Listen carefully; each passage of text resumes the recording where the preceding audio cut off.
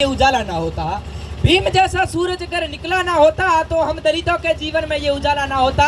अरे मर गए होते यूं ही जुल्म सहकर अगर हमें भीम जैसा रखवाला ना मिलता, अगर हमें भीम जैसा रखवाला ना मिलता।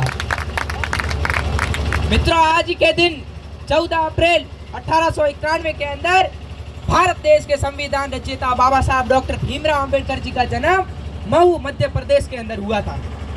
बाबा साहब डॉक्टर भीमराव अंबेडकर जी का जन्म माता भीमाबाई और पिता रामजी सकपाल की 14वीं संतान के रूप में जन्म हुआ था।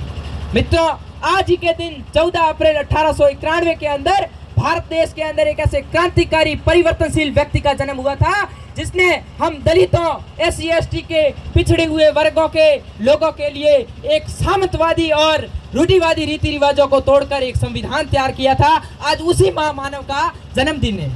मित्रों, भीम जैसा सूरज अगर निकला ना होता तो वास्तव में हम दलितों के जीवन में ये उजाला ना होता। बाबा साहब डॉक्टर भीमराव अंबेडकर ने नींद अपनी खोकर जगाया हमको, आंसू अपने गिराकर हंसाया हमको। अरे कभी ना भूलना उस महामानव को, जमाना कहता है बाबा साहब अंबेडकर जिनको।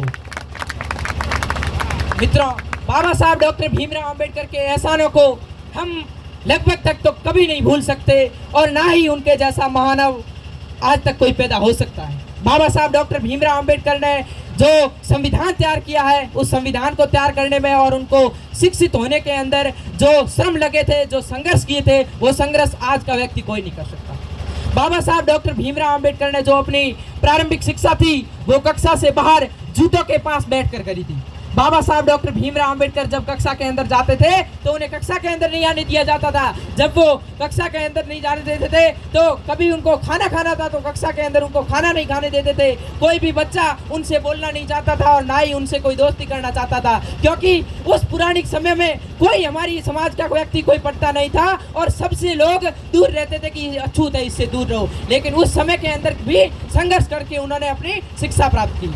बाबा साहब डॉक्टर भीमराव अंबेडकर ने कॉलेजी शिक्षा के अंदर भी बहुत ज़्यादा संघर्ष किए और संघर्ष करे और संघर्षों से वो एक ऐसे महान व्यक्ति बने जिनकी तोड़ में आज का कोई व्यक्ति नहीं है। बाबा साहब डॉक्टर भीमराव अंबेडकर ने कॉलेजी शिक्षा के अंदर बहुत संघर्ष किए, क्योंकि जब कॉलेज के अंदर बाबा साहब अंबेडकर जाते थे तो स्कूल के जो टीचर होते थे वो टीचर उन्हें पढ़ाते नहीं थे, सब बच्चे उनसे चिढ़ते रहते थे। और कभी कभी तो बाबा साहब डॉक्टर भीमराव अंबेडकर जब कॉलेज में जाते थे तो उनके ऊपर कीचड़ की बाल्टियां भर भर के डाल देते थे। इस तरीके से उन्होंने कई अत्याचारों का सामना किया और संघर्ष कर करके उस समय के सामंतवादी और रूढ़िवादी समय में एक ऐसे व्यक्ति निकले जिन्होंने उन सभी सामंतवादी रूढ़िवादी सोच को टक्कर मार के 32 डिग्रियों के ज्ञाता बने और 9 भाषाओं के ज्ञाता बने और ऐसे महामानव बने कि उन्होंने भारत देश के संविधान को ही रच डाला और उन सभी सामंतवादी और रूढ़िवादी सोच के लोगों के व्यक्तियों के ऊपर एक करारा तमाचा मार दिया।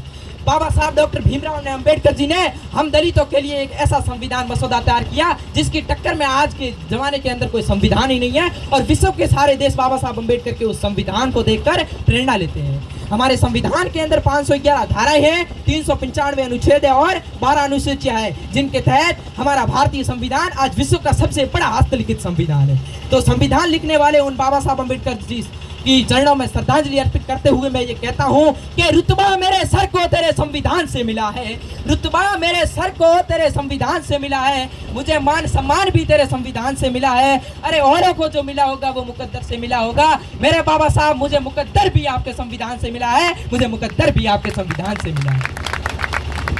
मित्रों, बाबा साहब अंबेडकर जी के सपने थे कि मेरा बहुजन समाज आगे जाकर भविष्य के अंदर एक संगठित समाज बने और एक शिक्षित समाज बने, लेकिन हमारा बहुजन समाज आज एक अलग ही दिशा के अंदर जा रहा है। मित्रों, अब वक्त आ चुका है हम बहुजनों के एकजुट होने का, अब वक्त आ चुका है हम बहुजनों के संगठित होने का, क्योंकि आजकल अपने कई बार सोशल मीडिया के ऊपर सुना होगा बड़ी बड़ी लोकतांत्रिक और वरिष्ठ पार्टियों के वरिष्ठ लोग नेता कहते हैं कि हम भारत देश के संविधान को ही बदल देंगे।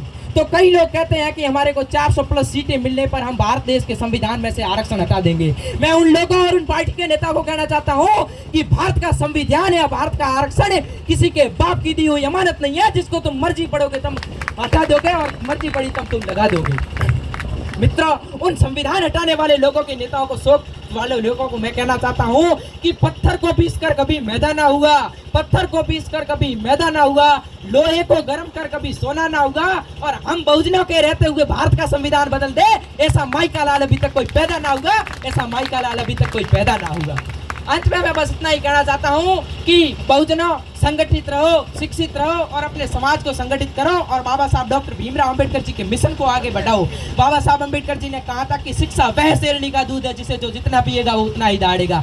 मित्रों, अब हमें कुछ नहीं करना है, बाबा साहब डॉक्टर भीमराव अंबेडकर जी के बताए हुए रास्तों पर चलना है और उनके उस संगठित और शिक्षित समाज का निर्माण करना है, क्योंकि शिक्षा के बलबूते ही बाबा साहब अंबेडकर ने उस समय के सामंतवादी और रूढ़िवादी समय के अंदर भी संघर्ष करके इतने आगे और इतने महान बढ़े। उनके पास सिर्फ और सिर्फ शिक्षा ही थी, शिक्षा के बलबूते ही उन्होंने ऐसा किया। तो वक्त आ गया है हमारे बाबा साहब डॉक्टर भीमराव अंबेडकर जी के सपनों को साकार करने का। तो इसके लिए लाइन कहता हूँ कि वक्त बहुत कम है, पूरा जोर लगा दो, वक्त बहुत कम है, पूरा जोर लगा दो, कुछ को आप जगाओ तो कुछ को मैं जगा दूं, और मिशन क्या है ये घर घर में बतला दो, और भीम की तस्वीर घर घर में लगवा दो, भीम की तस्वीर घर घर में लगवा दो। बाबा साहब डॉक्टर भीमराव अंबेडकर की घर घर में तस्वीर लगवाने का तात्पर्य है कि बाबा साहब डॉक्टर भीमराव अंबेडकर जी के मिशन को भारत में ही नहीं बल्कि पूरे विश्व में फैला दो, एकजुट होकर और संगठित होकर। अंत में बस अपनी एक लाइन से अपने भाषण को विराम कहता हूँ।